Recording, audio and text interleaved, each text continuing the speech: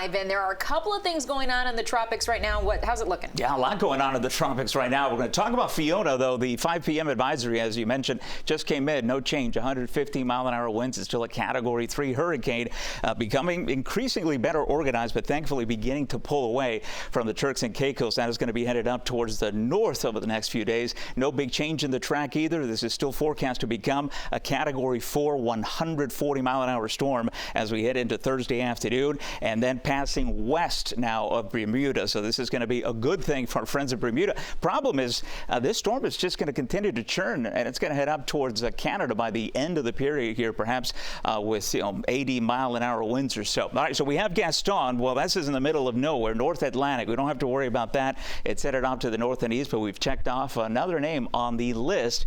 This is what I'll be paying attention to the next few days. Why? Because, well, it's near home, right? We're looking at the Caribbean, and that you see there is not a cone. That's just an area where the National Hurricane Center has basically put an 80% chance of this developing, and our computer model forecasts are certainly following that as well. I have a little bit more to talk about when it comes to the tropics in a second, but I want to take you here with the showers and storms that have continued to build. And again, as I always say, when you get this amount of thunderstorm activity this close to our neighborhoods, you begin to see some outflow boundaries that develop here. And what that means is storms that continue to get triggered further to the east. I don't think it'll be a deluge for the afternoon, but I'm going to track these storms and let you know what I'm thinking. So if you're stepping out, keep in mind we still have that potential shower and thunderstorm threat continuing to 8 o'clock, and then things beginning to wind down as we head towards later into the evening. More on the tropics, and of course your local forecast heading into the rest of the week. I think you're going to like it. Less wet conditions here. We're going to turn much drier